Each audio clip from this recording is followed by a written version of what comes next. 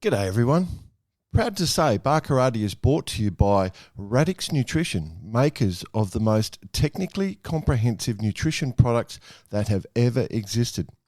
Unlock your potential with Radix.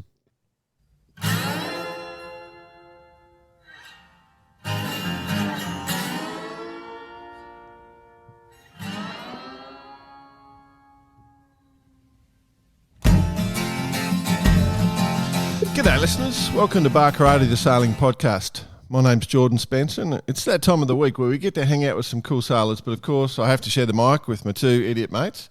First off, let's wake up Mr. Brett Perry. Greetings, exalted one. Wake up it is, yes. Good evening, good morning, wherever you are in the world. Hey, out to dinner last night with one Sven Renault and Gordon Maguire. Gorgeous. As I'm down here. Yes, gorgeous. As I'm down here in Melbourne preparing for the Ep286 World Championships. A very funny evening, I got to say, because gorgeous Gordon, as he's commonly known, but we'll call him Gordon, is having a year off. 27 Hobarts in a row. And he's having a year off, but he was laughing because we decided to pull up the long-range weather forecast. Yes. Now, this has created quite a flap around the world because we got very excited and picking on Sven because it's looking, well, as you know, it's a long way out, but it looks a little bit windy on the nose. Yeah. Yeah, it's good Hobart to stay home. Yeah, so he was talking about the cricket. So we were just talking about the cricket all night, and poor old Sven was worried. You're a not very nice guy. At least Sven's on 100. They'll probably beat the weather. We laughed because we said, potentially he's going to be one of the first men to cop this. So we'll see how it goes. We definitely said it's going to be a downwind start, put it that way. Right. All right, let's bring in the other bloke. He had a voice that could make a wolverine purr. Mr. Nick Boyce. But based on calling it 10 days out, 11 days out, it's bound to be a drifter or a nor'easter. That's so, right. Of course it is. But, it's going to be beautiful. I think it was funny anyway. Svenny will be doing the laughing. Yeah. No, but it was funny anyway. Gordon will have his fishing rod out. Oh, fuck, I wish I was going to Hobart. Oh, no, he'll be into his foot. He didn't realise there's a cricket match on Boxing Day. He's Wow, that's crazy. Well, they're famous for cricket, the Irish, so yeah, that's correct. Well, they're getting there. Cool. Yeah, all good. Countdown's on. Countdown's on, boys. Hobart. So well, we all know it's that time of year when the guests we get on, right? That's right. That's it. Bit of a stalwart for the Barkarati this time of year. We also got you doing your stuff at the moment, BP, so we'll come back to that one. So we'll save that from the intro, but there is a fair bit going on.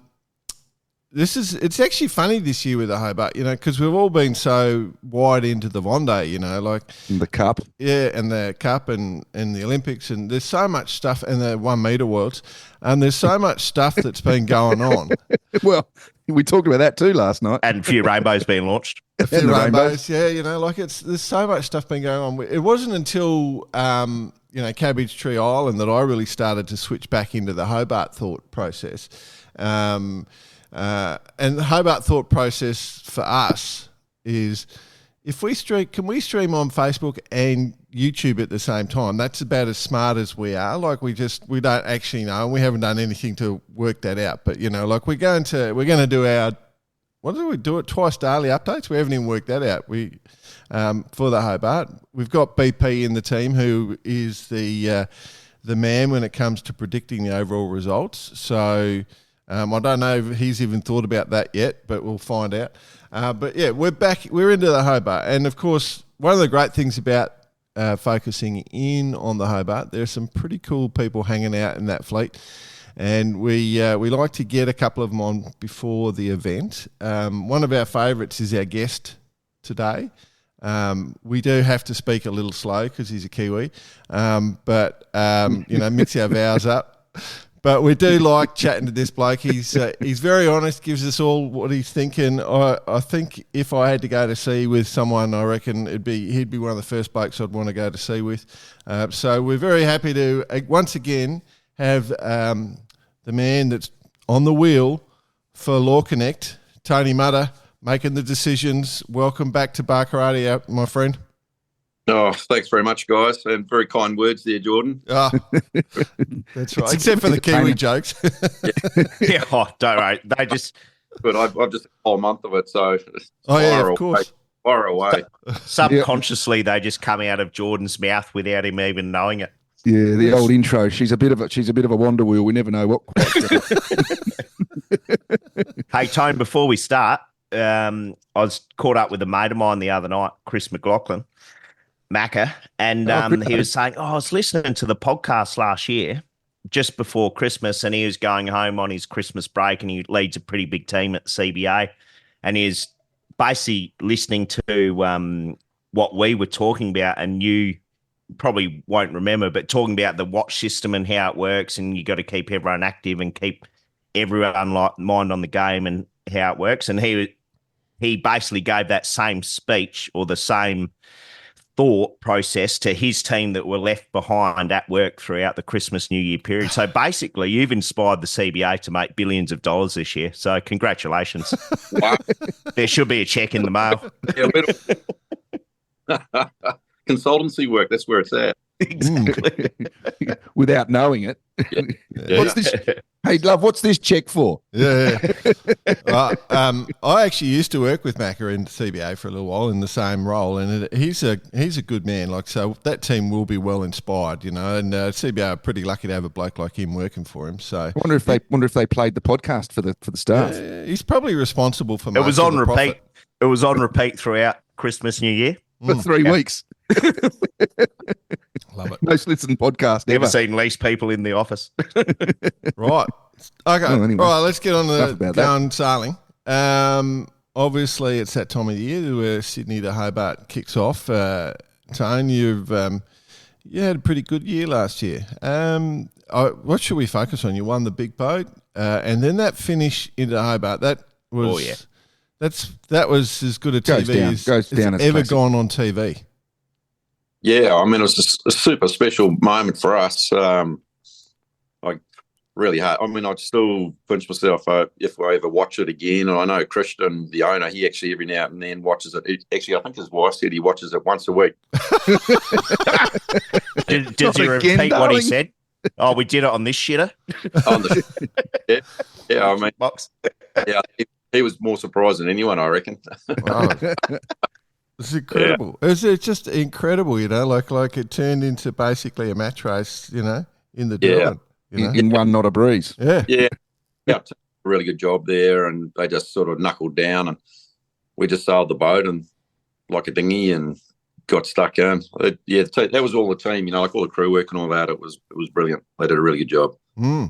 I was actually only talking about this last night about how the TV coverage had Comanche coming in, obviously, and in the distance was you guys coming in through the iron pod. And, it was safe to say that all the guys on Comanche said, we can't lose it from here, like it was just one of those things. But I just had this feeling that the way it was looking, Comanche was pretty dead in the water, and you guys were just trouncing down up the river. Yeah, it was going to happen. Something was going to happen. It was pretty miraculous, wasn't it? Yeah, well, we could see from the iron pot, we could see the glass out. Yeah. Or the makings of a glass out, and maybe we were just hoping for a glass out, but it was there. Yeah, and then once we finally got to the corner, it was like, oh, okay, here we go. This is going to be game on. Yeah, we reckon we've got about 30 minutes before the wind fills in here, so we got to get side by side, and then once we're side by side, then it's just a race, Yeah. Could almost see it like an F1, like the last lap playing out. Okay, Lewis, you got 38. You're going to gain 38 seconds in this last lap due to new tyres or whatever it was. Yeah. And there you were, just smoked them right at the last little piece. The step and tried to take you off on the last corner, but not quite. Didn't quite get there. Yeah. Oh, we did the final jibe. If you go back a little bit, we did the final jibe. We're actually laying the finish. Yeah. And then they were to weather of us, and then there was a little bit of puff of breeze to weather, so they were starting to roll. So the big one then was, okay, do we try and fight it out and hope they slow down, or drag the race to weather? Go over them, yeah. Turn it into more of a VMG run again and chuck a few more jibes in, and that's what we decided to do, and it worked. It was a bit of a punt, but wow, punt that paid off. Beautiful. It's so good. It's so good. Like the tension, like.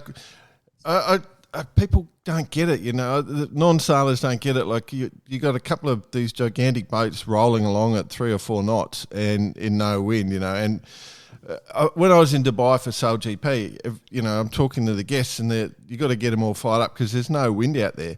And you got to explain to people that for sailors, this really light wind stuff is more tense because you can see there's so many opportunities to stuff it up and there's so much going on that, our brains are just going nuts in this sort of stuff. We love this stuff. It's just there's way more opportunity, good and bad. Yeah. Your potential gains are massive, and but also your potential losses are massive. So it's kind of BP threw a little bit of stuff at you, at the Hobart fleet just then in the intro, just talking about his little dinner last night, and it was very funny. Picking on Comanche's bowman. Have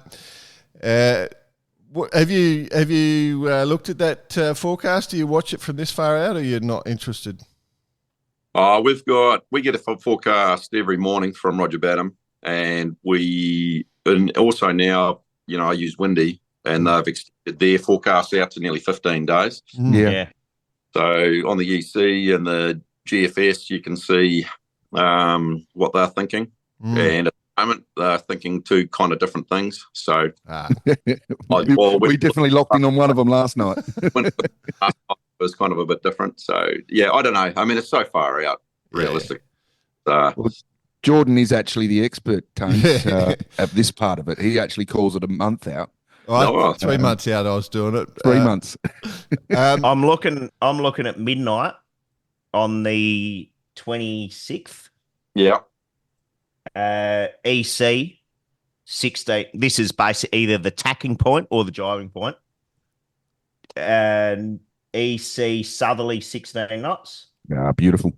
GFS northerly 24 knots. Yeah. So yeah. Those scenarios are out. Yeah. So at this stage, we can limit it to any possibility at the moment. Is where we're at with the weather from that perspective. I've still got the 55 knot gusts. Yeah. What time is that?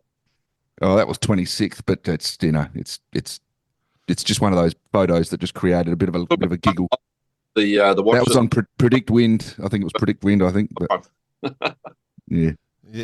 All right.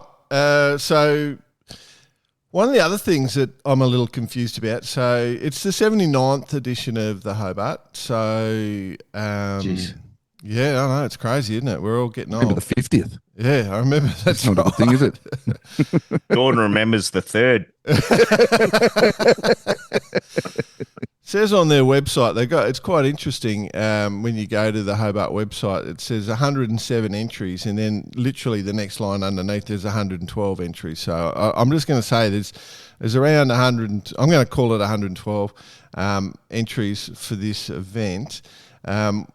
With your boat, with the Law Connect, obviously the hundreds, we've got 400s. Two of them are slightly different than the front, you and Comanche. I was really interested, for those who watched the big boat race, there was that moment where the old Wild thing there, she was just bobbing away in front of you, giving you the shits, is probably the best way to describe it. You want to talk about that? Yeah, I actually, they did a really good job. I actually went and congratulated all of them after the race. The whole crew shook their hands, and because I know how hard it is to get one of those hundreds around the racetrack, and even to get it to the racetrack. So they've put a lot of good work in, and yeah, they the boat. I mean, it goes. It has its angle. It does 120 in 20 to 25 knots. It's super quick because it's super light, and it's where the riding moment doesn't really come into it, and it's got the short squat rig, so there's no drag, and off they go. And yeah, they were quick. It's a very polite way of saying it, Tony. And they no, but it's, like as I said to Warro, it's got so much potential, that boat. If they can get a bigger rig, and then it's kind of that may be problematic for us going forward in the future. In the meantime, it's the pace car sailing around with 2 reefs, though. So yeah, it's perfect. It does. the rig doesn't look great, but they have their moments, and so I think if they have enough, it has potential. Yeah. So it still goes. It's interesting thing is it still goes upwind like an 80-footer. Yeah. But it has some angles where she's probably overachieving. So I think when they get the out, it's going to be. I think it could be problematic for some of us boats. It's certainly. I mean, for a good example, if you watch the start of the Solus, they both those boats are lighter than us, so they accelerate quicker. Yeah, it's very to turn, bear away, deploy, and go. We can't. We take a while, but once we rumble, we're okay. But there's no acceleration. Yeah. It was interesting because I was watching a zoom up, and I'm going, "Geez, that boat looks very light. That boat looks very, very light." And then it turned upwind, and I've gone. It was on its ear, and I've just gone, "Oh, that boat's really light." Yeah. Well, that's 22 tons. Yeah. Or it was 22 tons. Yeah. So, we're 34. But, that's a lot, 12 tons, man. Bloody oath. It definitely, that was the perfect angle for that lightweight to show through too, it was absolutely, she was just bobbing along, squirting through a lot. Yeah, and I think if they've got the gear, if it's like heavy air downwind, it must be, that they should be pretty good too. If they can get it all to hold together, it should be pretty. That was his message when we had him on the show, that was, he was hoping for the heavy air. And anyway, we'll see how it pans out. Heavy air down. Well, I think it's fair to say for all 100-footers, any heavy wind downwind is a fair bit of pucker going on with everyone, just for everything to hold together, regardless. Yeah, exactly. Yeah, I mean, you just need the sails and trying to work out what to do there, and I don't know. They're not pleasant. Our one feels pretty nice when you're going upwind up to about 25 knots. Yeah, pretty happy. Yeah. Oh, yeah, you might get that. So one of the things, because we discussed it with Warro when we had him on the show, was the shitter rule. Where is the rig shorter than the boat sort of thing, and then we discovered a new shitter rule with. One of our listeners wrote in and threw this theory out that there's a second part to the shitter rule is if your boat weighs more than your length, right? So Maritimo, is she over 100 ton? So the other 100-footer we're talking about. So that's right. We're interested to see how that thing will go. That's completely off the scale though. That one. I know. Yeah. Maybe we should do it in meters. So weight versus meters. Oh no, but that's not But yeah, getting closer. You're just under it, Mutt. You're just under it, Tones. Yeah, 30. Are we over it? Because the boat weighs 34 and the length 30.48. Oh, what's Comanche weighing? She's about 31. Change. Yeah. I like that. I like what you've done there, boss. Yeah. Oh, the metric system. Yeah, it's a new thing that's just come in.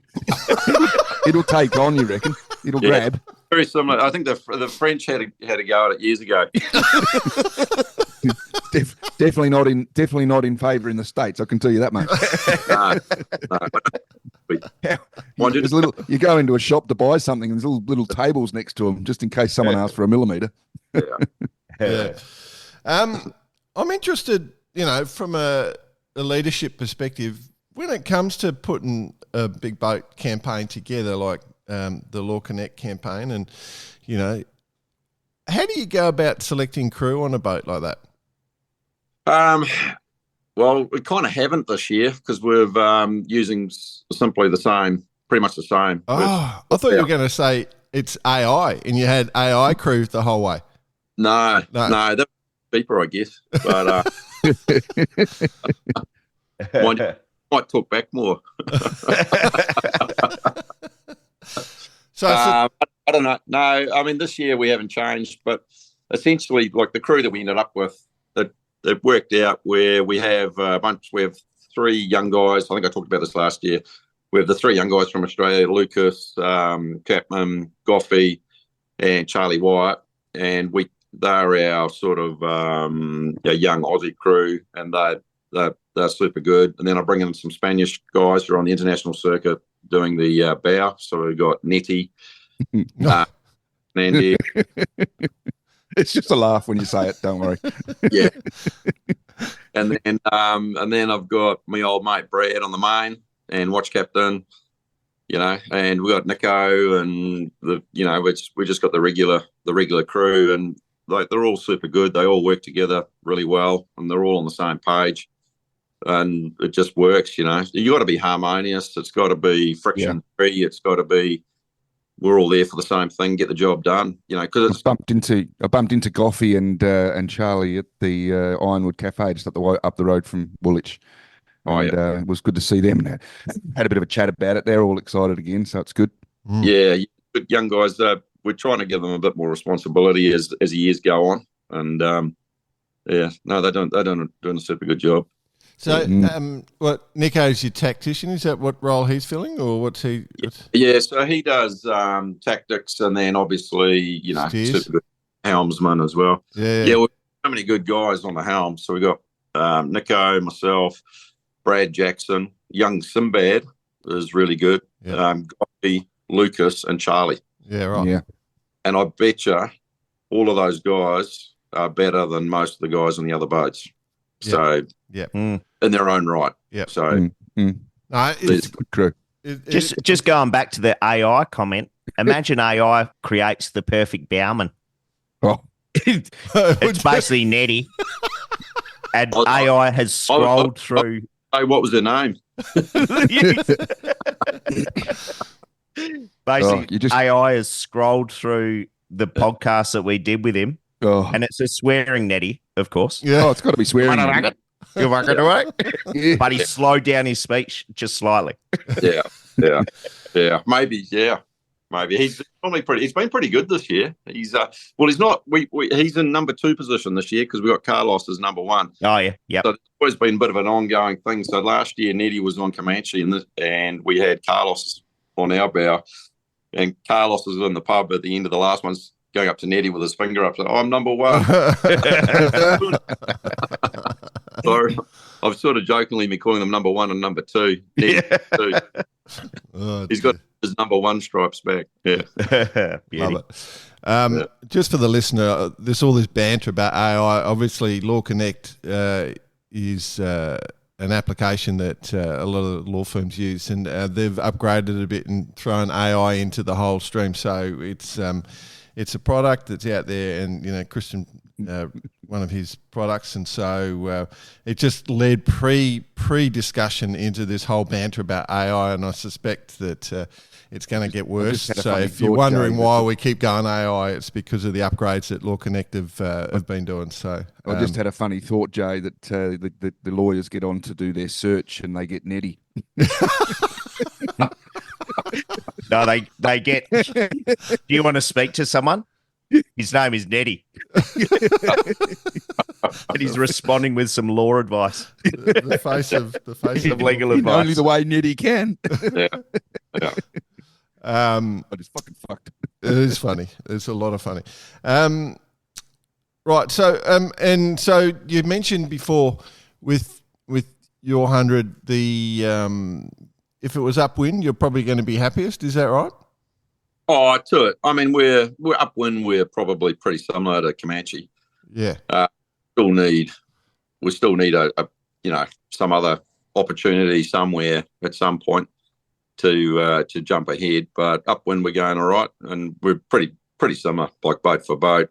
And as long as it's blowing sort of 15 to 25, we're pretty similar. If it's blowing, if it's 0 to 10, we're pretty similar. But if it's if we're on the J, if both boats are on the J1s in the 10, 11, 12 to 14, then they've got an advantage for sure. Which is the most normal conditions. Yeah, they got more sail area. Yeah.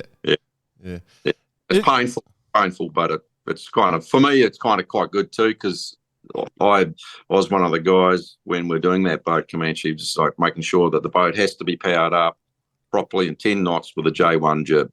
Yeah. And it cannot be like underpowered, deep, no canted keel. You got to be fully canted and be thinking. Yep.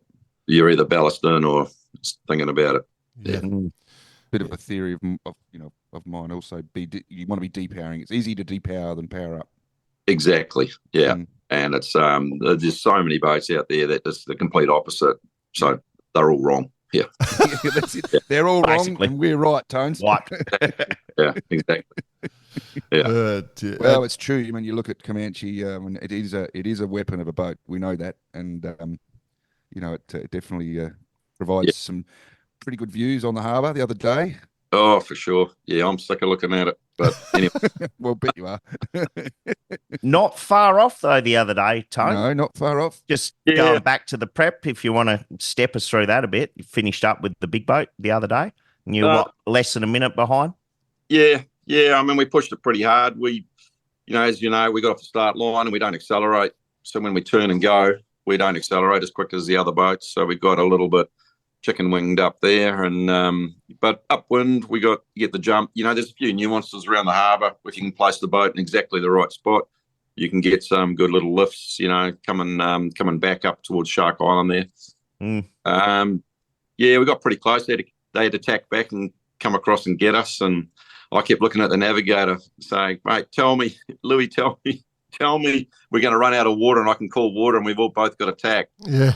And he's like, no, we're clear. Are you sure? Because we were side by side, and there was one point there where if we were one length to leeward, we would have been having to call water, and they would have made it a bit more interesting. But we probably, in hindsight, actually, when they did roll ahead, we probably should have tacked and had another bite of the cherry. But yeah, it was good. It was still good fun. It was a beautiful day on the harbour. Oh man, yeah. It's funny, I talk to everyone afterwards and everyone's on the same high. It's just being part of that day when it's, blue sky, windy, southeasterly, or even if it's a nor'easterly, it's absolutely stunning. It's high-speed sailing in flat water.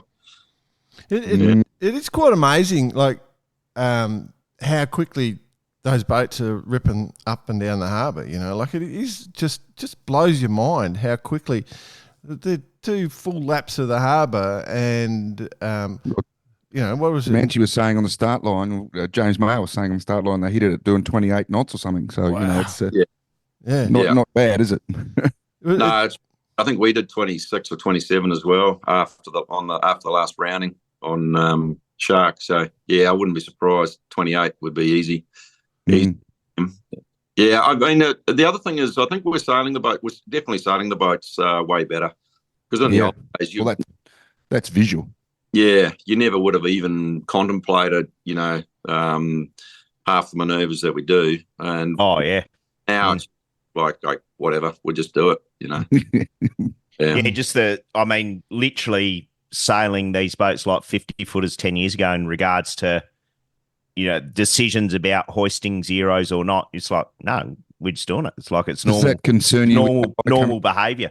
Yeah, exactly. As long as you don't break a furling line. Yeah. Yeah. Does that concern you with AI coming in? Do you think you might have learnt the wrong thing? Yeah.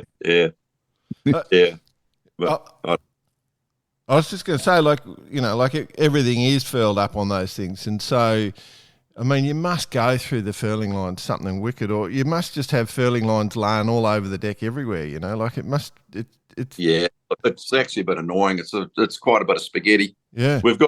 We added tunnels to the deck of Law Connect that take 3 of the furling lines. That sort of, because they used to get trapped under sail. Then next minute you've got a sail bag or a sail, worse, a sail. Coming up with it.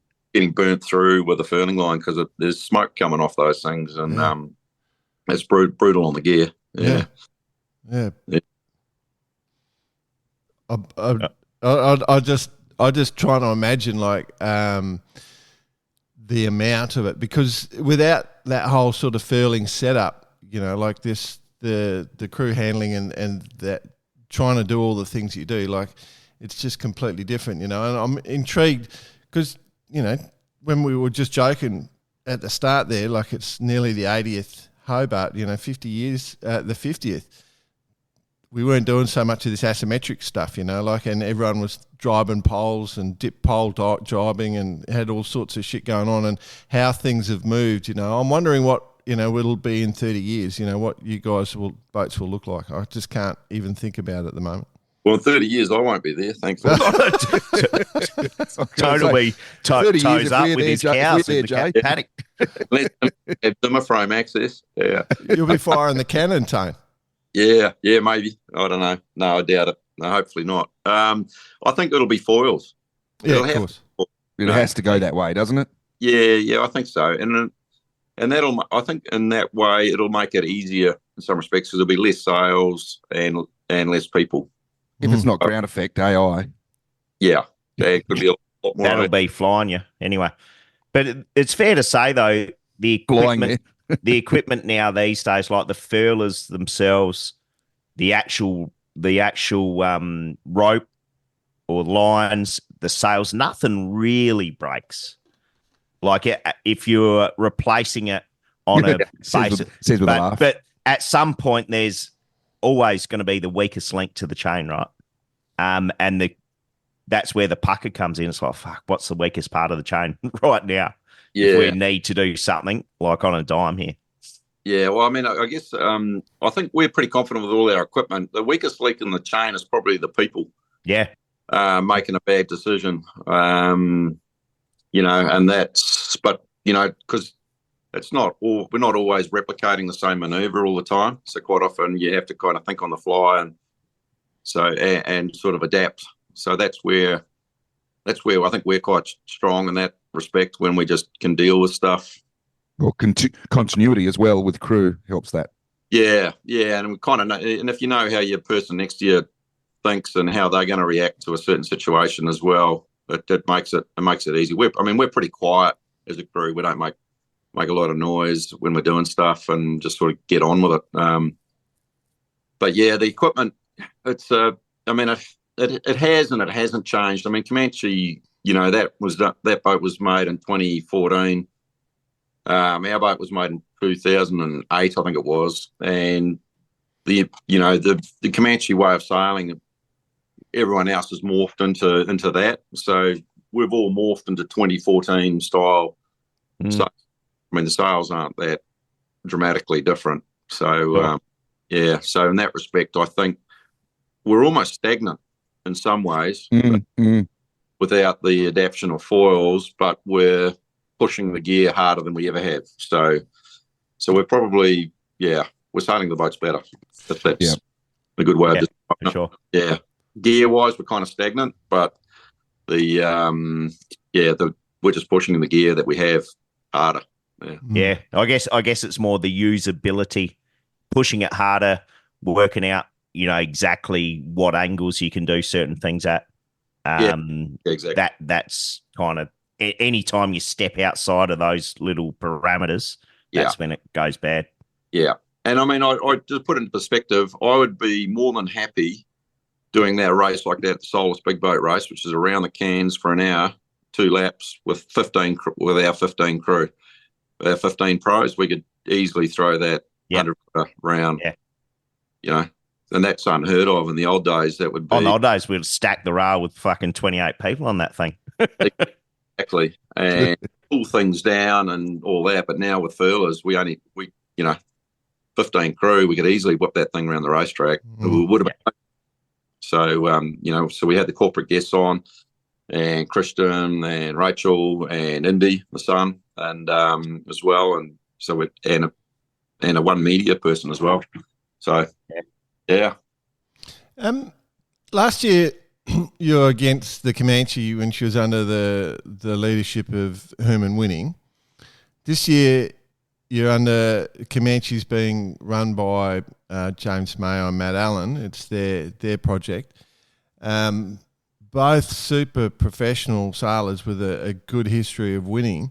Do you see any difference in the way that team is playing out? I'm just intrigued. Yeah, I know straight away. You noticed it straight away? Yeah, straight away.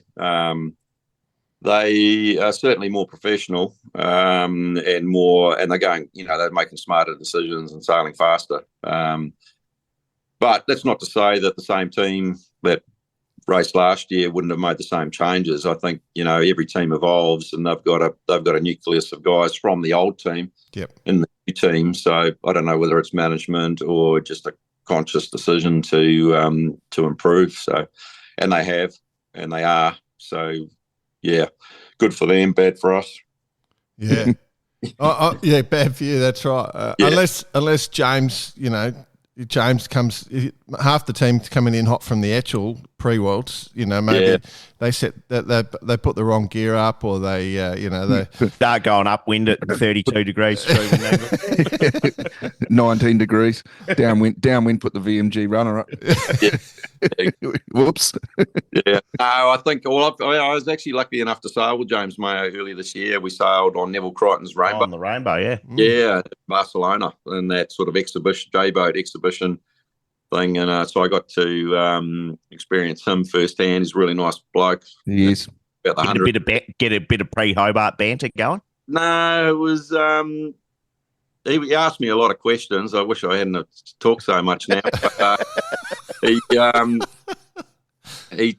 a good guy, and he's actually seriously clever tactician, I would say. And strategist, because he had a damn good eye for the wind and all the puffs and all that kind of stuff. Well, you don't become Etchell's world champion for nothing, Exactly. So. That side of it is good, and I think the boat's in good hands with him and Matt Allen. They seem to be. They've got the good team, and they've got everything they need. Yeah. Yeah. I think having just giving yourself a bit of room here, Tone. Get the banter going. Tell him you're going to just lamp on him. If you hear it officially right here, we are the underdogs again. On this shit box. It is funny. That is very funny. It would be very un-Kiwi of you to suddenly stand out and say we're going to win. No Kiwi ever says that. We're always the underdog Kiwis. I mean, that's you have to. Well, we're going to. I'm not saying we're not going to win. I'm just saying we're going to damn well beat. So, yeah. No. And I fully understand that. I'm just saying that it's actually illegal in New Zealand to say that you're going to win. Kiwis, it is the rule that you have to take the underdog position. That's it. Yeah. True. Yeah. Okay. Now, one of the things we have had when we were watching the Cup, which I'm sure you did, we asked the listeners what they'd like to see change on the boats, and the overwhelming response was for a banter button where you could hit a button and just just talk trash. It to the opens all the mics to everyone, basically. Right. How much banter goes between you guys, like on the boat? So you said you're a quiet boat. You do have Nettie in the front there. Nettie is quite the weapon. How much banter does go on between you guys? Is it any of it on the water? Can you hear each other or not? While we're racing, no. It's in the all the stuff we've been doing in the harbour. It's not. It's just simple business. But once we get going offshore a bit, there's quite a bit of banter goes on. It's and you do hear it, and it's good. It's good for morale. I mean, if you can't have a laugh while you're doing something you love, it wouldn't be that good. So we run a bit of banter. What about the psychological warfare? Obviously we're the underdog. You're on a shitter. Blah blah blah. Like if you were sitting there next to James, how could you get into his head just before the race? Do you think about that stuff? Oh, not really. We've got enough to do with our own boat. Just trying to. I think there's a lot of mutual respect there between the teams, because everyone understands how much you got to do and what you got to do just to make it to the start line. So trying to get into someone else's head, I don't know. Yeah. Have you put much new gear on for this race?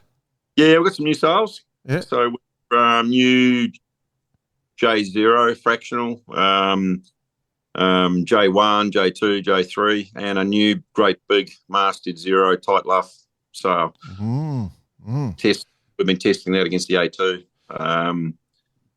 So we used it in Solus, that big one that goes to the end of the prod, makes the end of the prod do some really weird things. But yeah, I think Nick can talk to you about front loads and rig loads off structured luff rigs there. Oh yeah, off the back of my Mets discussion.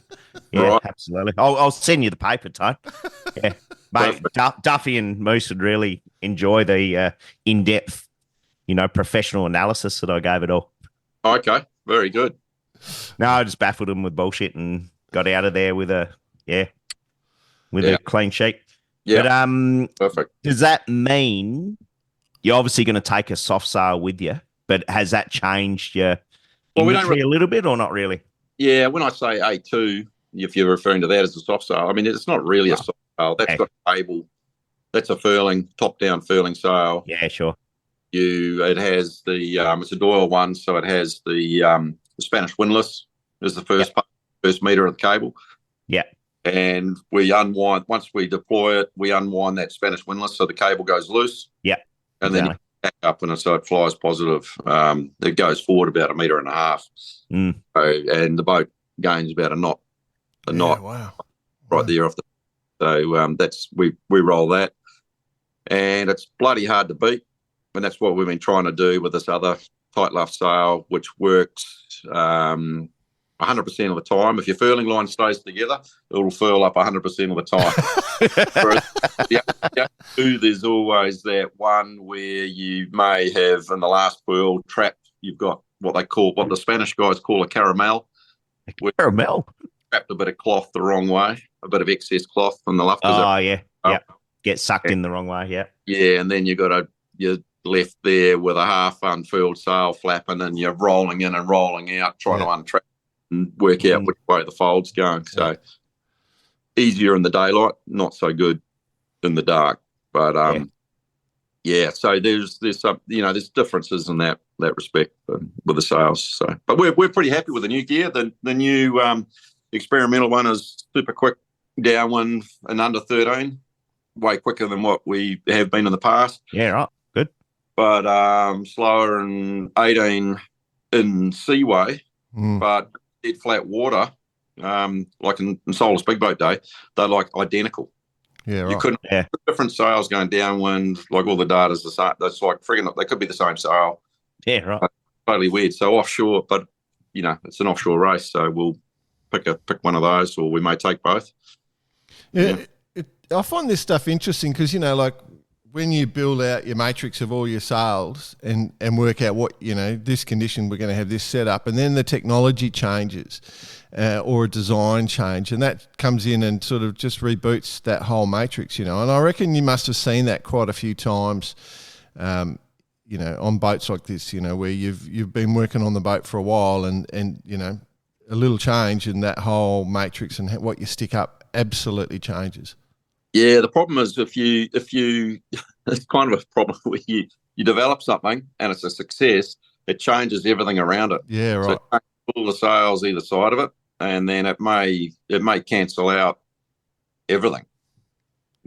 So that's where it gets can be a little bit odd and bloody expensive. But we've been doing like small steps where because we do our money, the way the money cycle works for us is a 3-year deal. Got the new 3-year deal with Law Connect. Yeah. So all of these sails we've just bought will be with us for 3 years. Right. And, next year we actually need a mainsail, and then we're fully complete with a full quiver of everything. So so it is. It's always development going on, and we're always looking at other boats and what they've got going on, and obviously working with the manufacturers, North and Doors, looking at what they got going on and elsewhere, and seeing if there's any ideas we can pick up and take and steal for free, and bring over to us at a cheap price. I'm just intrigued, like the process when you're going through that whole matrix. Do you have a bloke on the boat that's just going, what if we try throwing this combo up, or let's do this, or, you know, like Mate, you're saying. You don't need that on the boat because you got Moose and Duffy in the loft. Yeah. We're I mean we've changed a bit. We're using the big J1 now as a staysail. We've always been talking about it for years. Yeah. And every time we tested it, it was an absolute dog. And eventually we got the drone going, and got it one day, and it was like, why doesn't this J1 work as a staysail? And then finally we just got to let the lead up half a metre, and the next minute it looks like a staysail instead of a wrong side. Yeah. Wow. But that's why we use a J1 up the hank, you know, it's like racing your MC38 around the harbour. We just keep the jib up going downwind. Yeah. Never have to drop. And that's made a big difference. Oh, Pittman stream. But yeah. RDO when the J1 stays up downwind. Yeah. Everyone goes boat instead and hikes off the back rather than on the bow trying to pull that down, you know. Oh, yeah. What a pain. Yeah. Oh, yeah. Well, that's interesting, isn't it? I mean, it's cool. It's cool. It's just so much fun to watch this stuff. What about the IRC stuff? I don't know if do you think about that much? Obviously, the real winner of the race is on IRC, you know, but for the media, it's the line honours. So, you know, that's good. But for us sailors, we do want to actually see who's going to win on IRC. Have you put much thought into it? Like, there's clearly Alive and URM, I would say, would be the big ones. Is it? And there's no TP52s this year, is that right? Yeah, Caro. I'll be there. Yeah. Christ, I thought I might have said something might have been a bit harsh on them last year when I was talking about 52s, but well, that didn't come up. No, I think that those boats, I mean, they're really well settled. And what's cool about those boats is I think they do a lot of sailing throughout the year. Yeah. A lot of sailing. They do all the Blue Water series and all of that. So they're really well sorted by the time that race day is set up, and they're playing the IRC certificate rating game, you know, with a little different little changes here and there, getting the clicks down. We're not into that at all, which is good. But I mean, we could probably get our rating down. Like for example, our certificate right now has our new big masthead 0, which counts as a downwind as a headsail. Mm-hmm. Made our rating go up. I think about 6 clicks, and it's on there, and we may not use it. So, but we're not going to bother with 2 certificates, this or that. It's just no one cares, you know. Yeah. No, that whole IRC rating thing, you know, we fully understand it. There's also, you know, a couple of JPKs in the fleet, which obviously they seem to have the magic touch when it comes to numbers, so that'd be interesting. But yeah, you're right. Obviously, the Alive and the URM, well, particularly Alive, I reckon she's well set up. I mean, this is BP's world here making this prediction, but what about another few days before that happens? Okay. But the 70s are an interesting animal in themselves because they're sort of in between the the weathers. So it has to be. I always find the 70s have to have a perfect weather window. So it's the window at the start of Bass Strait for the 70s for me. If they can hit the Bass Strait at the right time, then they're in good shape. Comments from the Savant. Yeah. Maybe it's the Caro this year by herself. We did speak about this. If there is every year that Caro is going to pull it off, it's got to be this year because there's no other 52s. But the fleet still is. We strong. got the Celestial there. I mean, there's a few around, but the old could spot for Bison. pretty much be sailing their own race. Yeah, I would say so, and not being worrying about anyone else. So they're going to gain a little bit there, I'd say. What's going on in the two-handed space? Are you allowed? Fucking cheating pricks, I tell you. Are they allowed to race with the autopilots and all that? Is that? Yeah. It's Nice. all.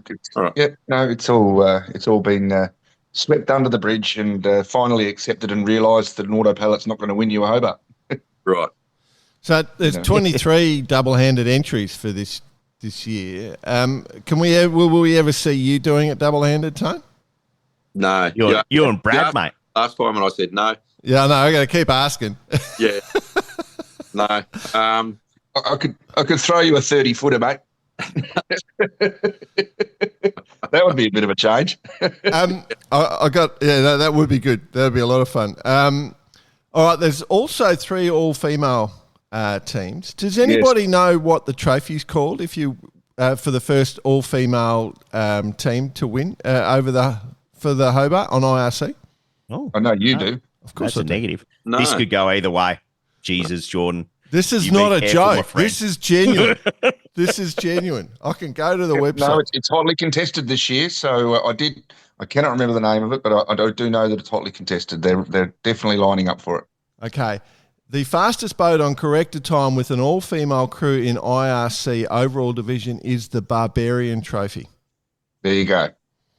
Wow. Yeah. I'm not sure where that name has come from, and I'm not sure how appropriate, but like it is good to see. Ton, is there any chance that we'll see you as part of an all-female crew at any stage? No, I'm kind of happy in my skin at the moment. Jesus, I'm happy living in this 56-year-old male skin. But You're wearing it well, as we mate. said, Tones, we never know quite where this is going to go. No, you're wearing it well. Modern world, mate, you can always ask that question these days. Yeah, that's right. It's not down pudding, is it? No. I'm interested though with the Hobart. You know, there are a ton of trophies. Like when you win, how long does it take just to load all those trophies, mate? Because it's a lot of trophies. I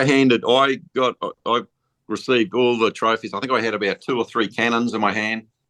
And and that was just as you arrived in Customs House.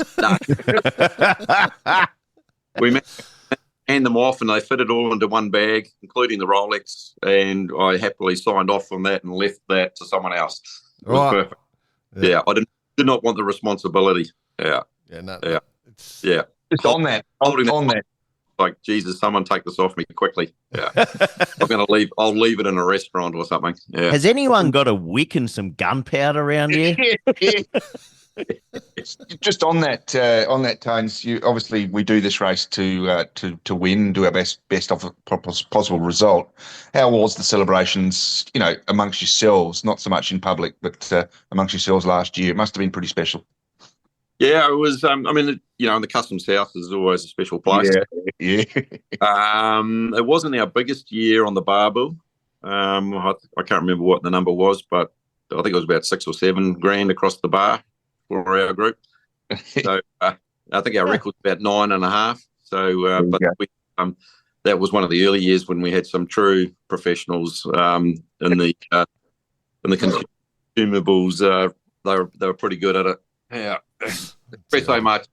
I've never seen espresso martinis served so quickly that year. Yeah, I got handed about my 5th one. And it was like, okay, you guys, stop it. No more of those.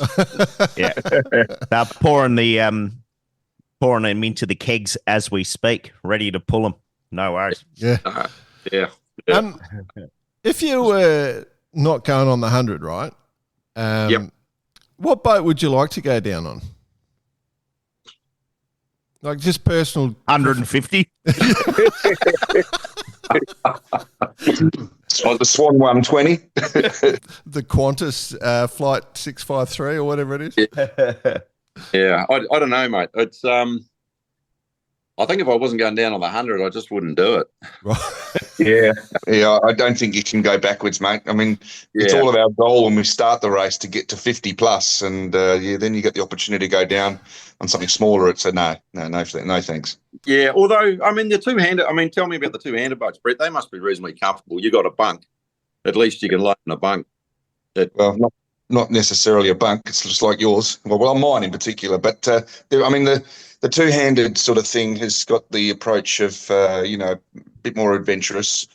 So there's a full range of boats. Obviously, there's the sort of more racy versions, but then you've got the cruisers that sort of just have the husband and wife or the friends just go and doing this race as an adventure. So that's sort of the attitude of that one. There you go. So that's what I would do. I would do the more cruiser racer, two-handed. Yeah. I could Hold out number two reefs in the main, and just wobble yourself down the coast. Roast. I'd do that once, and then that would be it. Done.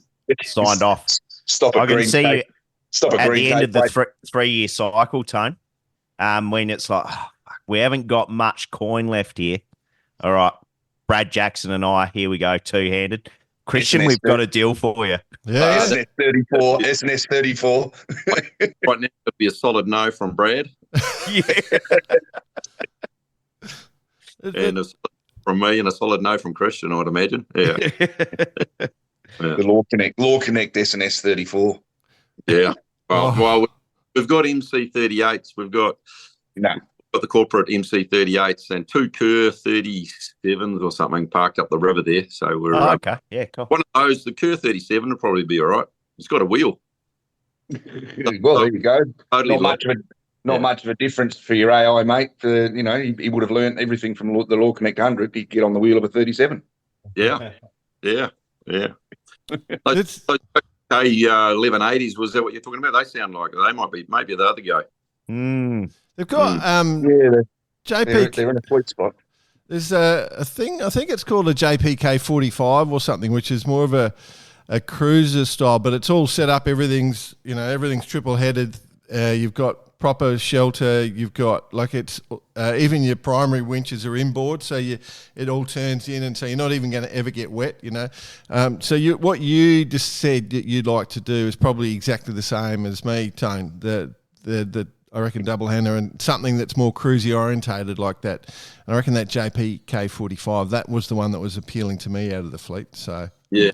I mean, I don't mind getting wet. That's part of getting sailing. I don't want to be sitting on the rail for a week. No, that's a good. Yeah, not comfortable. Yeah, no, yeah. That's a good point. All right. So, can you give us your predictions, mate? What you think? What you think's going to happen? Obviously, Law Connect wins by boat length. Is that where we're at, or will it be 100 miles? What's the biggest party you've ever seen in Hobart? I can tell you that right now. It'll be Tap the 9.5. You reckon? Yeah, it might be the end of the program. Nine and a half spent at the on scallop pies. Yeah, I think it should be part of the brief actually. That we've got to win the race and then crack the 10K at the bar. Yeah, there we go. Then it's a win. Then it's a win for all. Yeah. We could try. That'll probably be the go. Yeah. Who just it's just one more espresso martini, Tones. Just one more. Who have you got as guests on board this year? So we have 5 guests. They're from the office. We have AI specialists. Oh. Here we go. Yeah, and we have our marketing person, Renee. She's on board. Got Vardart, and we have Michelle and Rowie and another one. I've forgotten his name because they haven't been around for the last 3 days. So the last 3 days of sailing, and that is down below on the editing desk doing video and that sort of thing. So, cool. So we're going to expect quite a bit of stuff out off the boat throughout the race, basically. Yeah, a little change this year. We've just been having toing and froing with the CYC. They're not letting us do a live feed. Yeah. Oh, That's Wrong. Well, they're not letting anyone do a live feed in 30 minutes before the start and 60 minutes after. Right.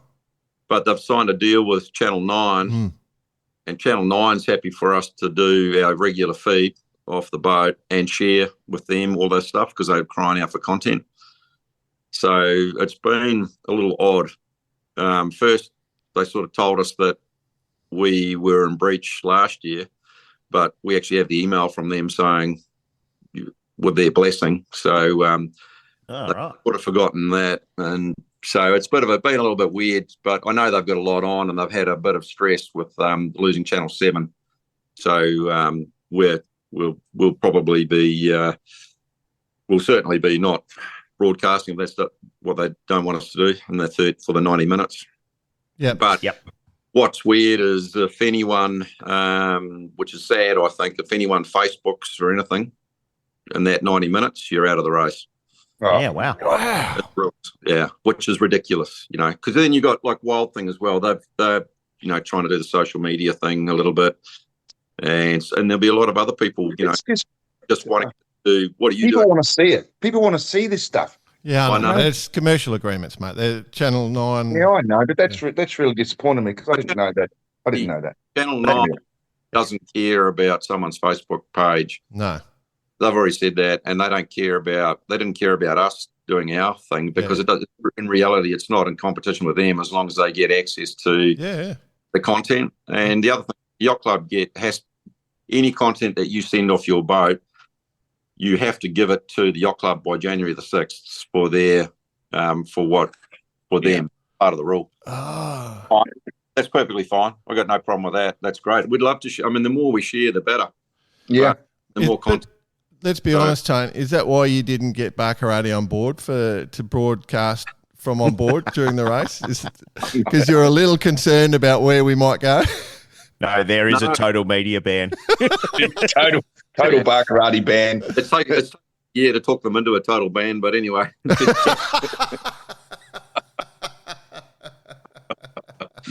No, so that's a little different. So I think, there's obviously, I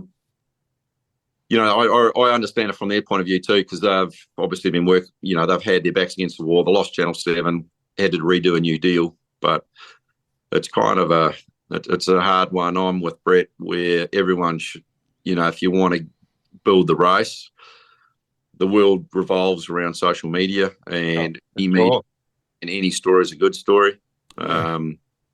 If you're into that narrative controlling thing, then it's not going to work out for you. No, it's going to be doesn't work out for any government around the world. It's not going to work out for any entity around the world. So I think eventually become a free-for-all. But that's where we're at this year.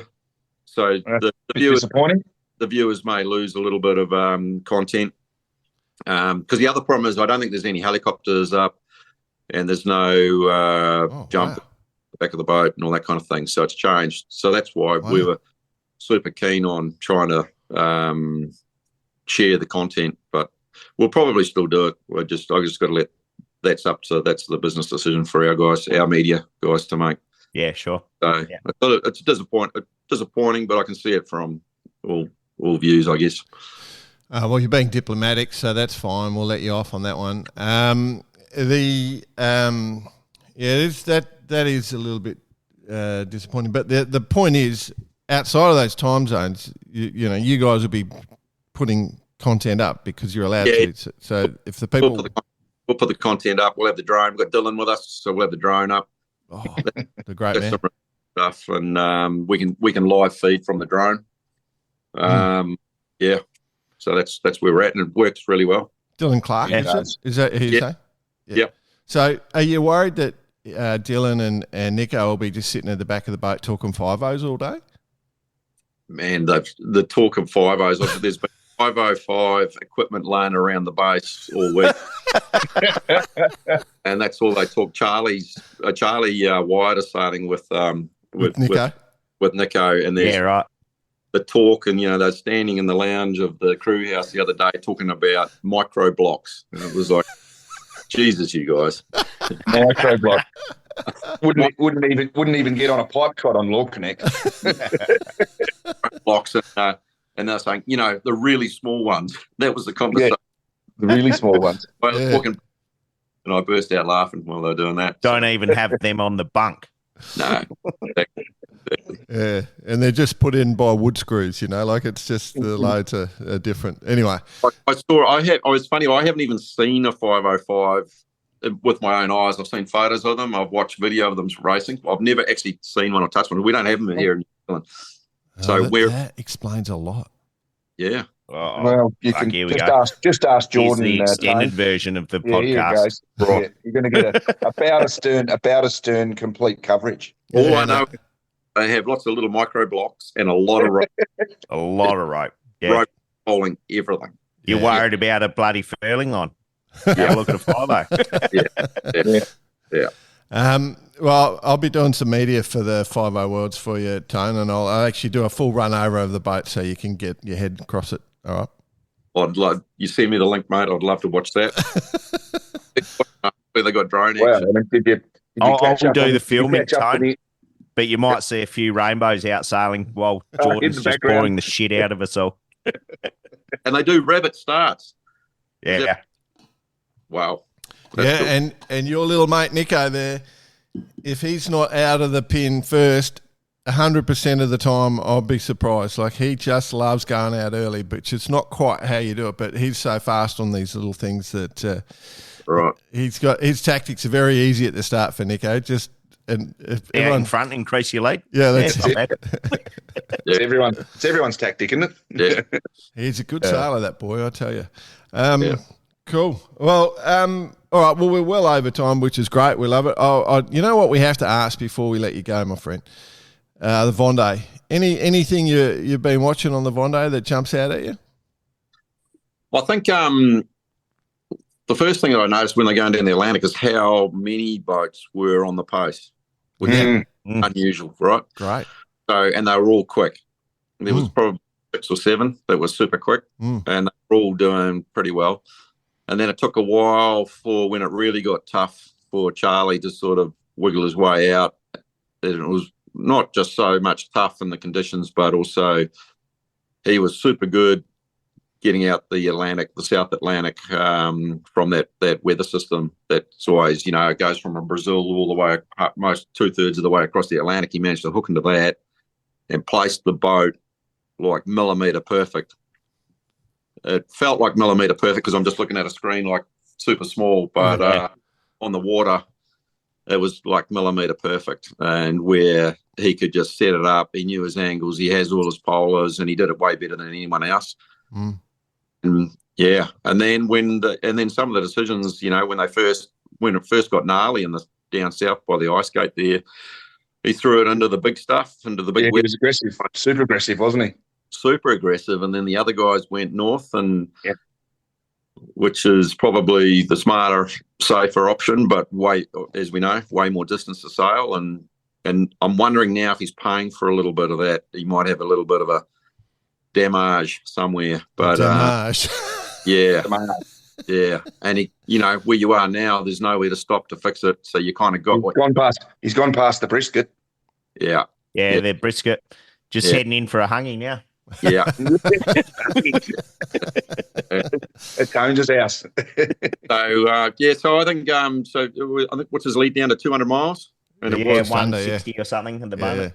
It was 380. So we'll see. He's looking at back to millimetre perfect placement for the next little bit again.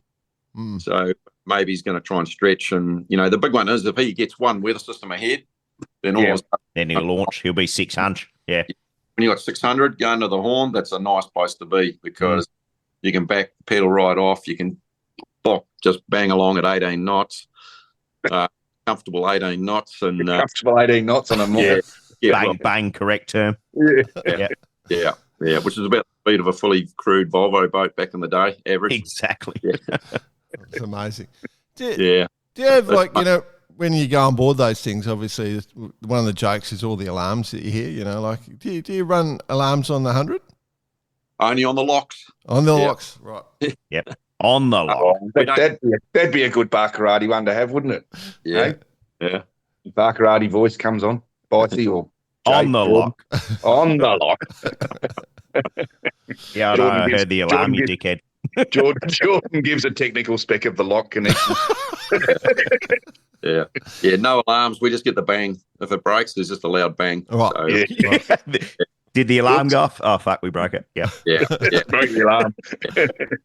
No, I honestly think that you did have alarms on the boat, but none of you could, it was in French and none of you could understand, so you've just turned it down, is what I reckon's happened. Yeah. No alarms, but we do have max loads and we can overload stuff, especially on our boat. We can actually go too tight on the runners and, it's not good. No.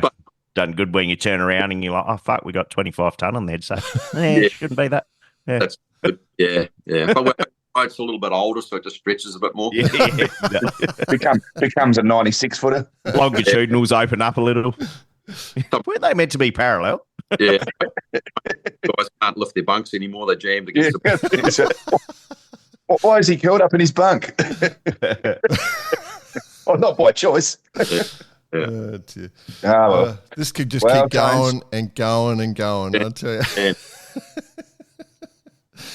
All right, we might leave it, mate. We'll let you. We'll wish you the best of luck. Obviously, Absolutely.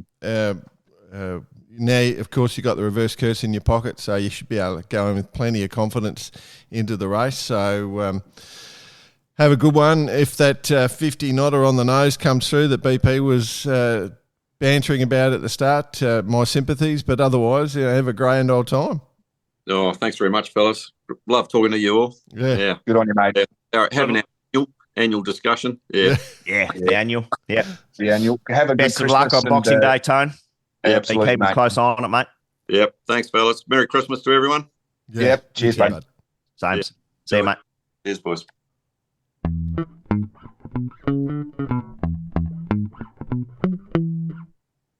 Always good to chat to Big Tone, get a bit of the insight.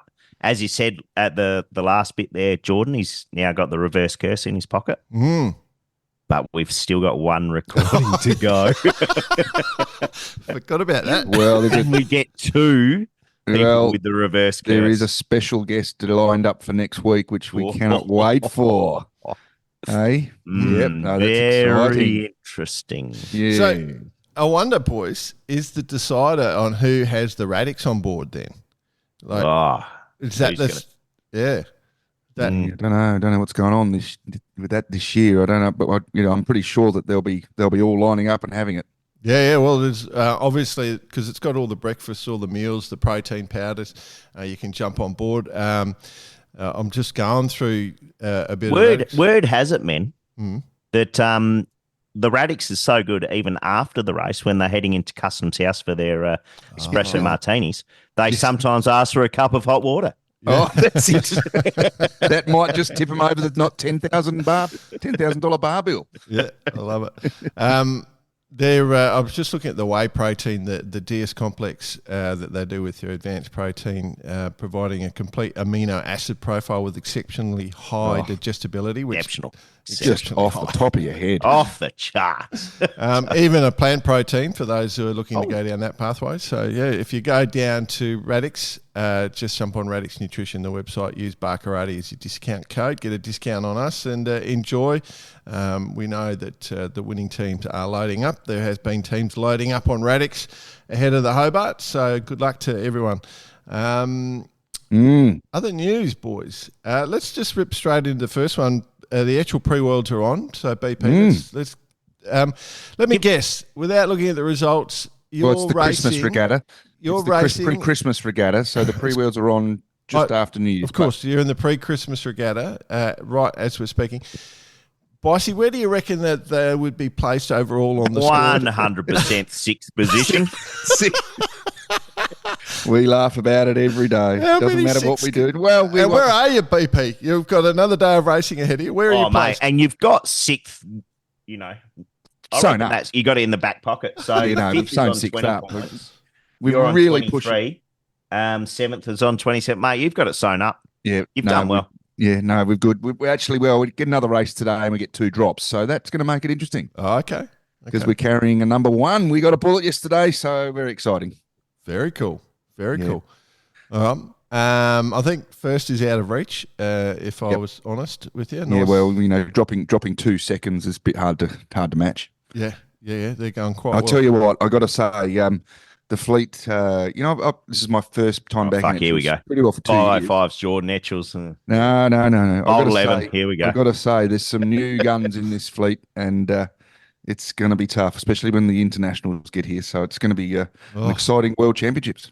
Mate, I'm backing Tiger, the team Tiger. Nigel Abbott and Ronnie Hagelboss, and Chris Manton. Haven't seen those boys for. We were lucky enough to indulge a couple of Peronis on the back of the Palm Beach the other day and talking about the situation. It's a It's a mold 12, first of. Putting a lot of time into it. It's a beautiful boat on the water, and they're quick. Yeah, So, and talented sailors. A lot of attention from the sailmakers for some reason. I don't know what's going on there, but anyway. I see Matty Wearns joined John Bertrand. That's a big one. Which was been a good to see him the other day, and John Bertrand in fine form in his backyard. He loves it here, so it's always good sailing with these guys. It's fun. Yeah. No. Okay. So it's happening. Oh, and McMahon. Oh, another Olympic gold medalist hidden in that fleet there. There you go. Well, I got to say, one person who's super impressive, another Barkerard in Benny Lamb. Oh yeah. I've never seen the man so focused. He's on fire. Well, he's with James Mayo, obviously, and GT, current world champions. So and they're lining up for a back-to-back. They're strong. So, winning this regatta strong. without GT. One Richard Clark from Canada is Canada. The Canadian Richard Clark. Can sail. Just happened to have my Team Canada shirt on. Team Canada hat on, and that got his alarm bells rolling. But he was helping out Scott Shaw, obviously, in the beginning. So it was a good bit of a chat there. But he's going to take home the chocolates this week. Unbeatable. Don't have to sail today. Yeah. Well, another one that's happening. We're getting very close with the mini globe race. Obviously, with the Don, our friend the Don, and his little plywood boats. We've done a few chats about this stuff. I've had a look at these things up close. The first start, it's not the start of the mini globe, but it is the first stage, which is the transatlantic element. Starts, I think it's the 28th of December. It's like 2 days after the Hobart. Yeah, something like that. Yeah. Yeah. And they're allowing technology on these boats. You're going to be able to actually AI. No, just internet going off the boat. So we'll be able to get some footage off these things. So that is not far from getting underway. So just quickly on that, little shout out to Dan Turner, friend of the show, who has kind of been, for those following him on his social media, been through a bit of a roller coaster ride, it's fair to say. He couldn't find his boat, then he found his boat. Boat got loaded on a truck, it got delivered to Portugal.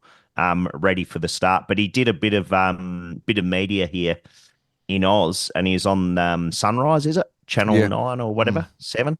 And the first thing the panel said to him, "You're going to be sailing around the world nude, are you?" So basically, at some point in time, he said, "In the tropics, I'll probably be nude." So, but the whole bloody interview was about him being nude. Give that bloody overtake things.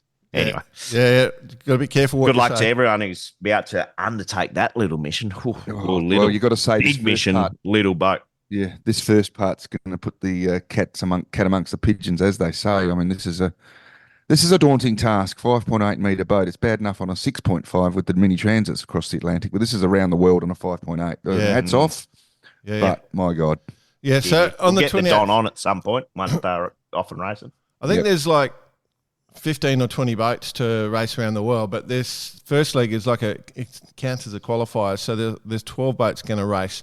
So they're going to go from Portugal to going to Antigua or somewhere in the Caribbean, and then that's when the race will start later on in the year. But that's what's going on. So on the 28th of December, those boats kick off leaving Portugal.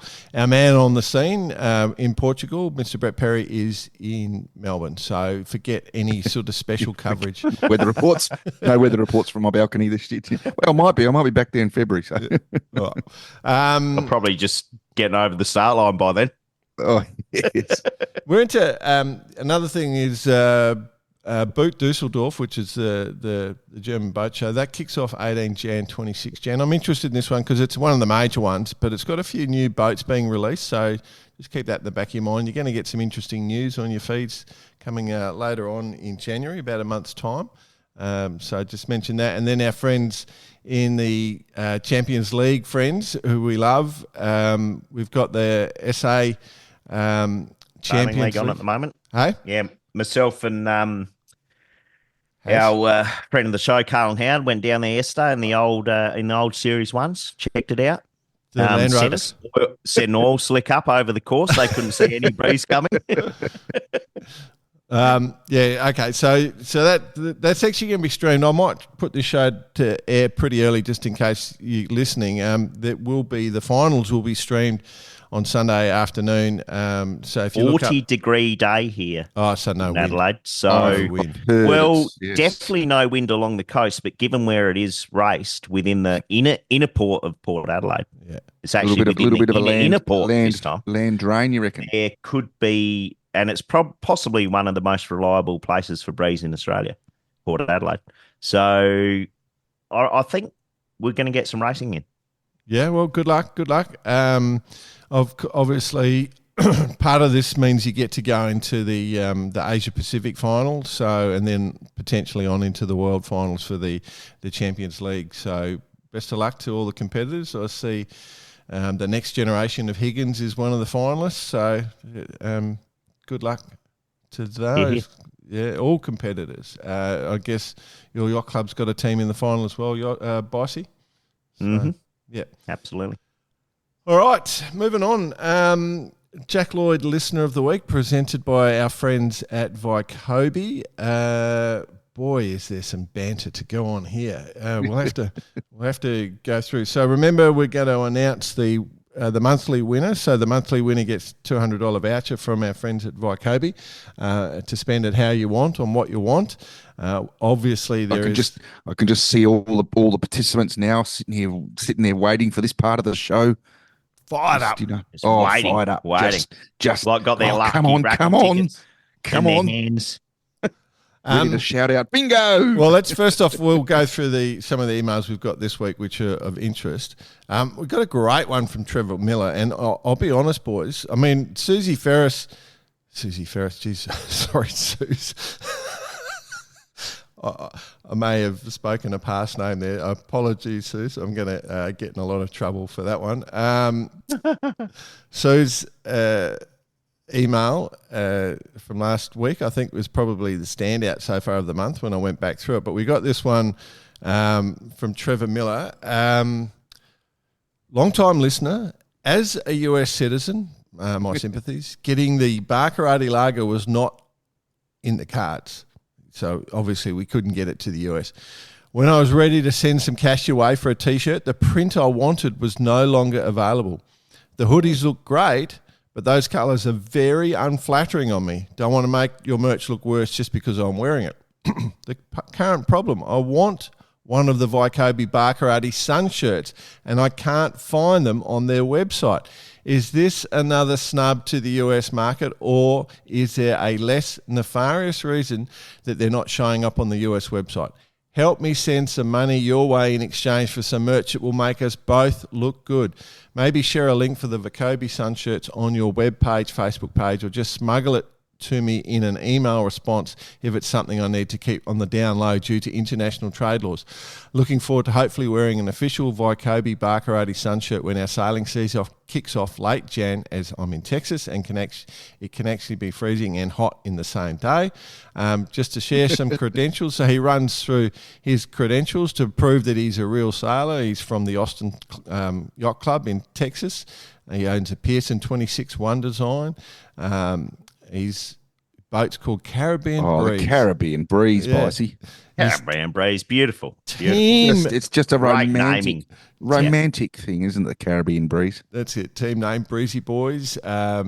Team uniform, random Hawaiian shirts, and it goes on and on. Instructor at the Storm Trysail Safety, early adopter of rescue swimming training, episode 159 from memory. And he has excellent banter utilisation, both on and off the water, including use of an all-time favourite, One of Us is Going the Wrong Way. He does all sorts of different stuff. Anyway, he's proved his credentials. He sent photos of his boat to us. He's just laid it on thick. Yep. And the question is, because we talked about the start of December, these shirts being available. Boys, do we know what's happening with the shirts? Well, I guess it'll probably just take a phone call to make it happen. Well, I did that. Yeah. Okay. Go ahead. I did do that because I went, oh, shit. Yeah, right. So I rang Pat yesterday and I did two things. So the scenario is we can pretty much do the shirts with the round neck if you want, but the hoods are just about to arrive, I think, next week. So that's the reason they haven't gone up on the website. So if you are into them, give it a week, and the hoods with the little, that comes full sun coverage thing, they'll probably about a week away, and we'll be able to rip straight into it. They'll be on the website. He's going to air freight some in just to meet demand. Okay. Beautiful. And bravo, Pat. Bravo, Pat. And if you are into the Vycobi stuff and you're looking for your own team and you want to put your own merch on, your own branding on your own team shirts, there's some round neck stuff. There's all new gear starting to drop in stock. So if you go to the Vycobi website, you'll see it. It's beautiful to wear. It is kind of freakish how comfortable that stuff, the material they use is really quite good.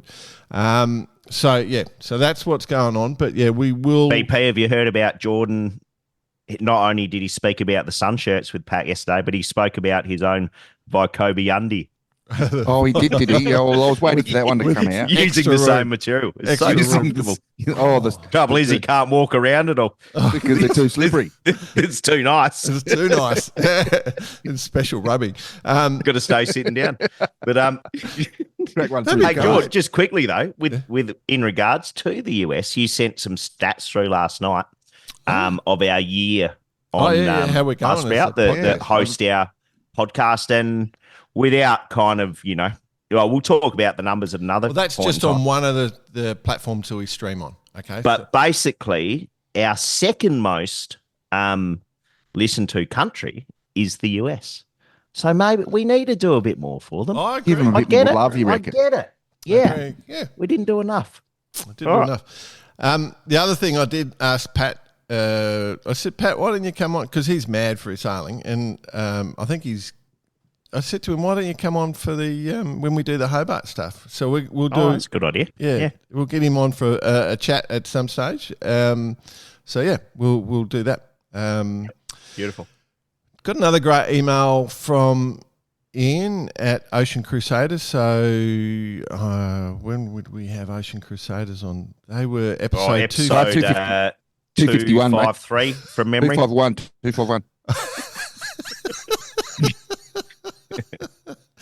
Yeah, you guys, you guys jumped on that so quick, didn't you? Hey? Well, I jumped on it because I was sort of sitting here watching about the top episodes as we were just discussing, and you were talking about the Americas. Britton Ward's up there in the top 5 podcasts talking about America Magic, so we do give him some love. Yeah. Not bad for an Aussie. Talking about Americans. Yeah. Anyway. Yeah. Well, 251. Yeah, Crusader, 251. Yeah. So with Ocean Crusaders and their Jaybird, the TP52 that they've converted with all that great stuff. Go and listen to the episode if you haven't. It's a beauty. They're going to be featured on the Rolex Spirit of Yachting documentary with a feature on sustainability. Oh, nice. That's going to come out after the Hobart, so that'll be good. They're doing a Ocean karate sun shirt on. Yeah. Ocean Sustainability Forum at the CYC, followed up by Cleanup by Doyle Sales Day, which, because they're doing all that recycling stuff. So remember that was part of that whole program. The crew will feature one Xavier Dua. Oh, Zave's jumped on board. Annika is vying to become the first 3-time Jane Tate Memorial Trophy winner. So that's for a female skipper winning the Hobart.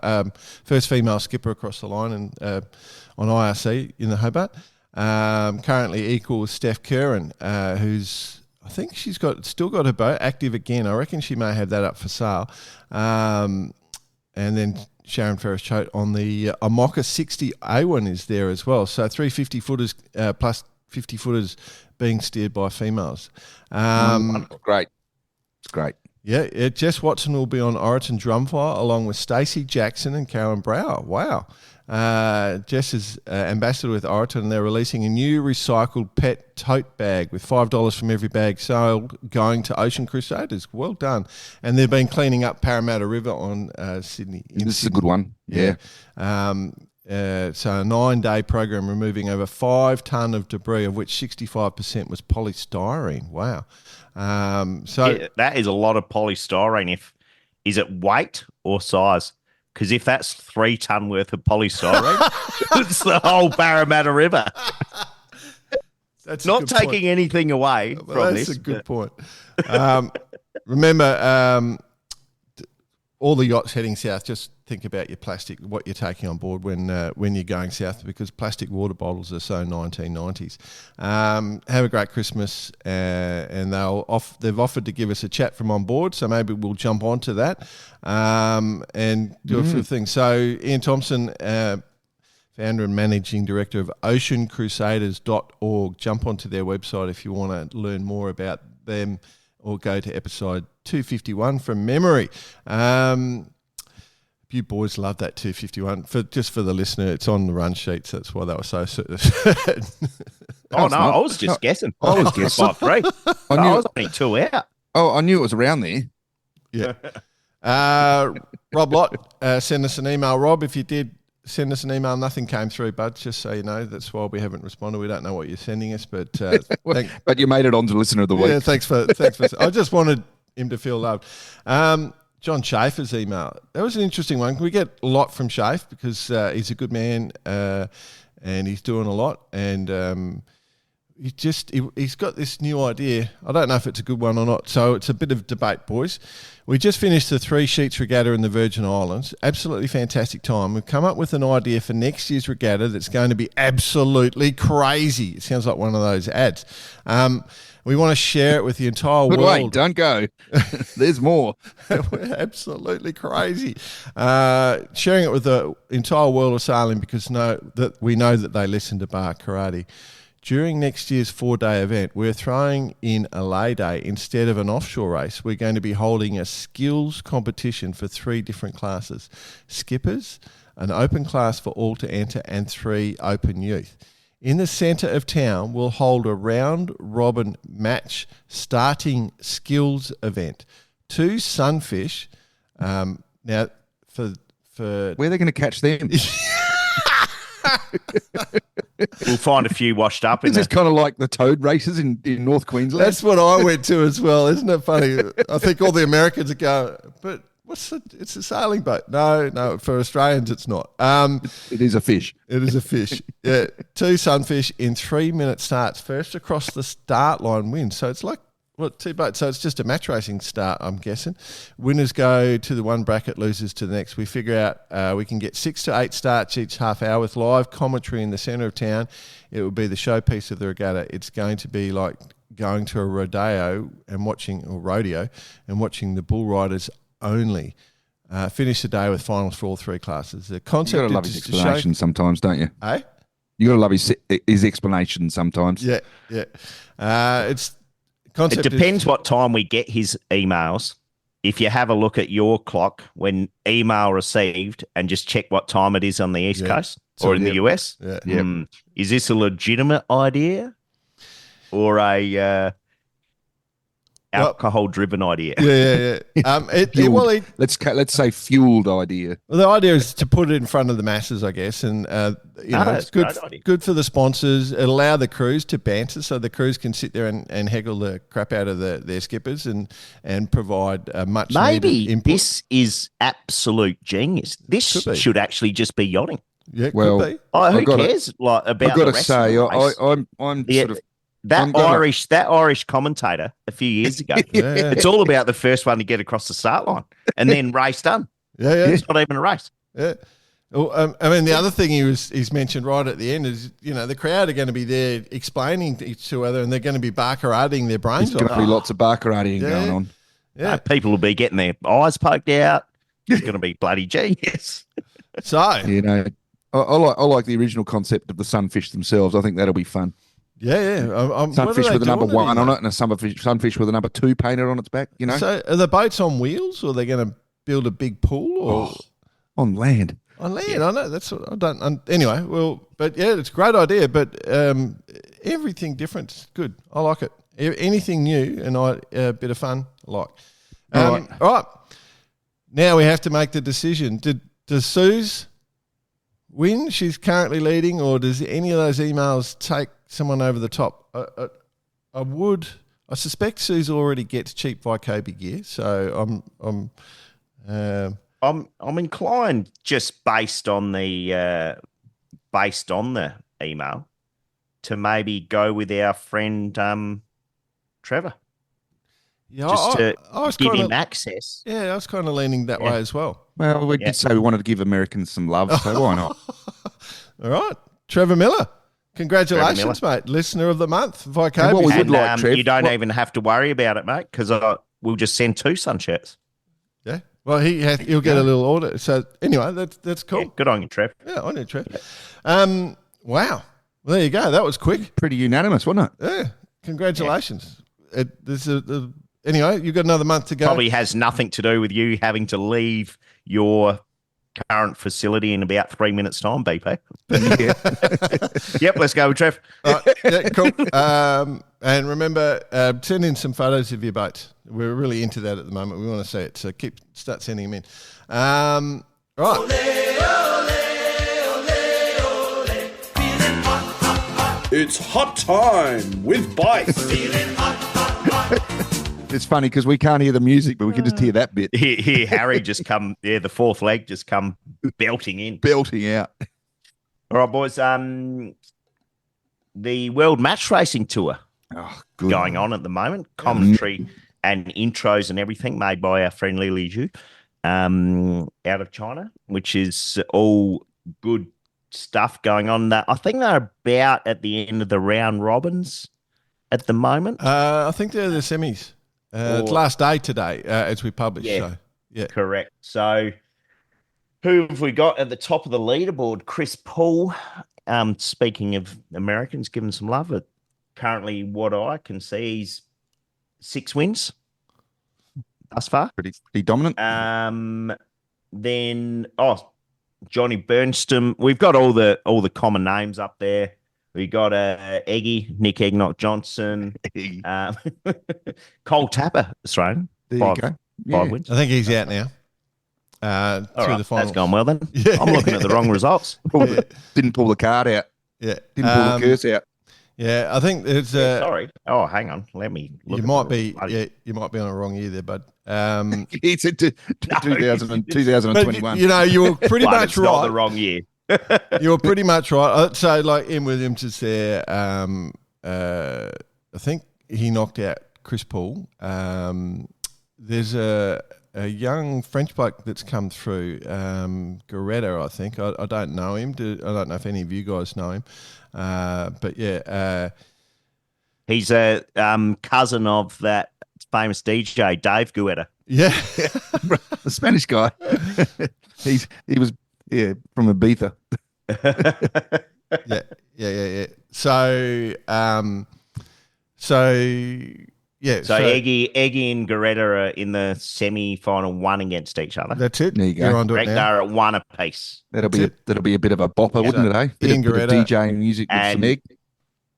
Aurelion Piroz and Yeah, Ian are at one apiece as well. Yeah, that's There it. you go. Now that's it. Okay, so that's good. You got it. All right, cool. Well done.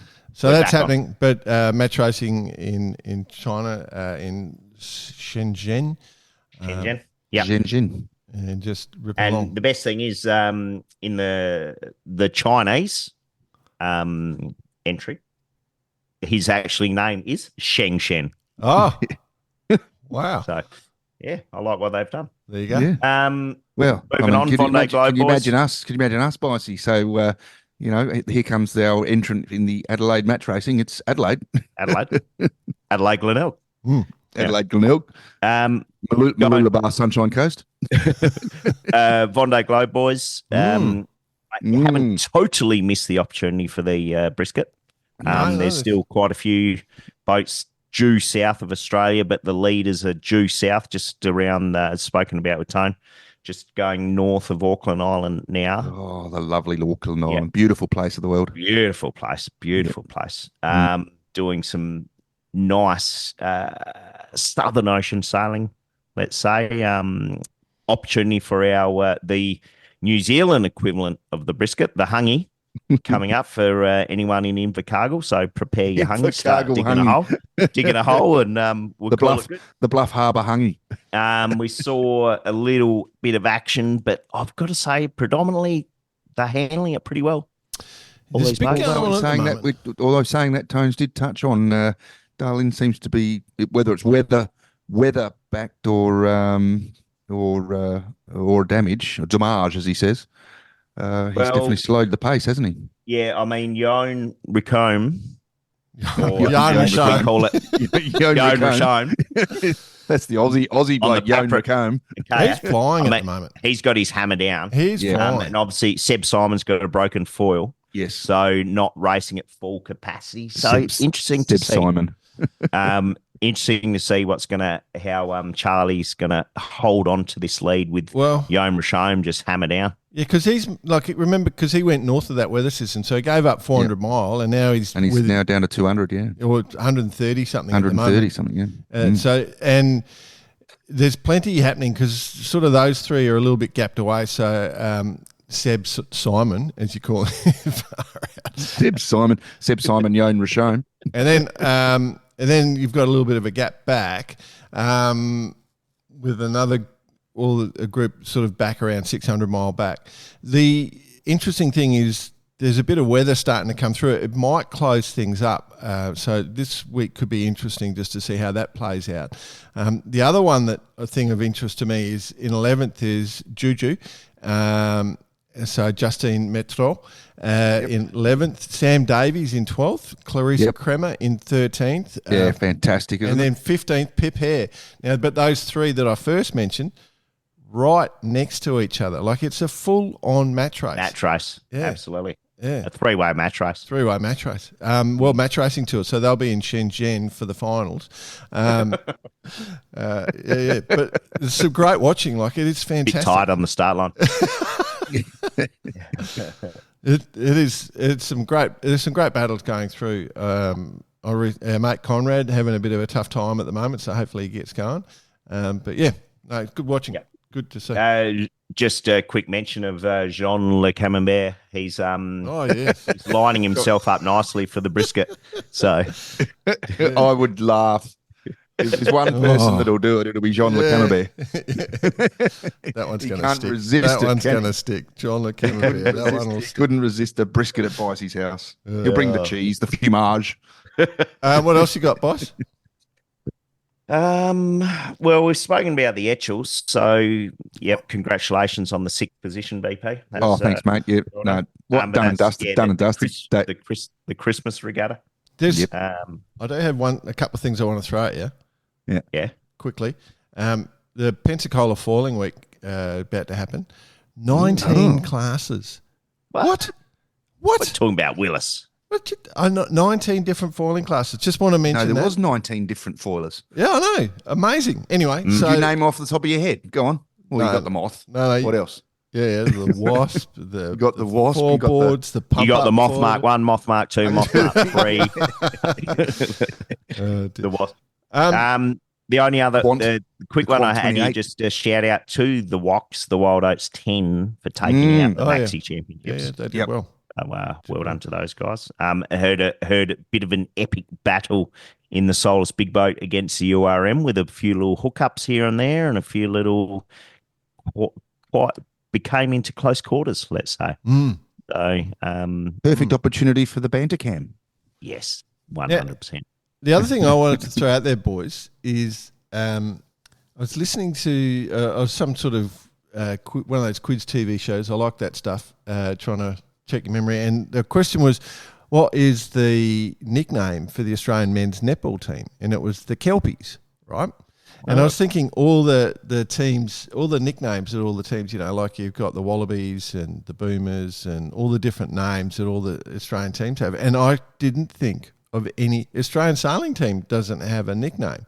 And I can't think of any sailing team that has a nickname. Obviously, in the Sail GP, the Kiwis call themselves the Black Foils, which in my opinion is a miss. Like they should have called themselves the Black Tips, especially now that we've gone the titanium foil with the little carbon tip out off the side. But, what name? Well, we got the Aussie, the Flying Roo, right? Flying Roo, yeah. That's a good but you're one. talking about the actual Aussie sailing team. Yeah. I like what you've done here, Dave. Yeah. So, what are the obvious? Now, the real obvious is, things like sharks and all that sort of stuff. But the Crocs. No, it's just not.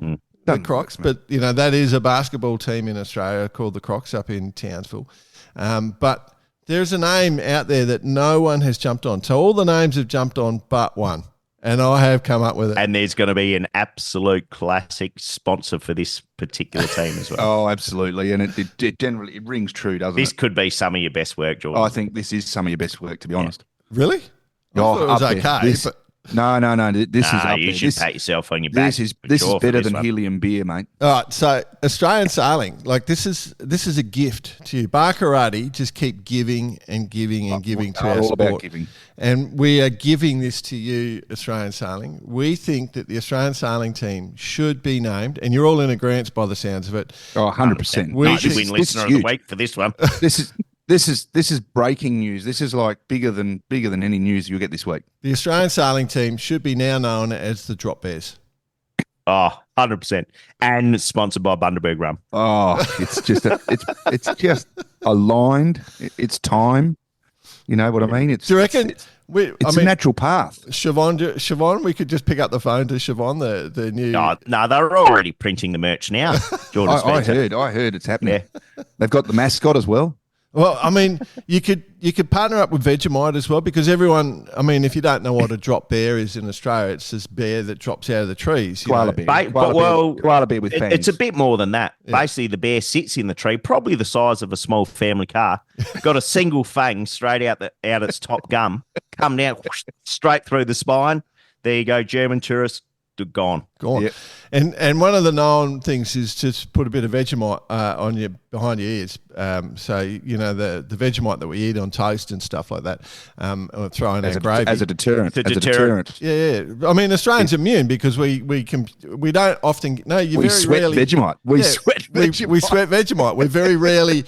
A drop bear. It's very rare for a drop bear to hit an Aussie because the Vegemite works. So there's that tie-in as well. So they don't like Vegemite. It's a true. Basically, research drop bear for all those overseas guests, international guests. But that's what we're suggesting. So for Australian Sailing, and we'll just start calling them the drop bears from now on. I reckon so. Yeah. I might actually have a chat to Wernie today. Yeah.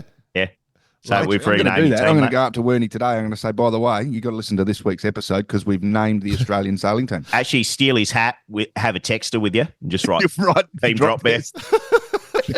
He's got his Australian sailing team lycra on. Maybe I could just put a drop bear on there.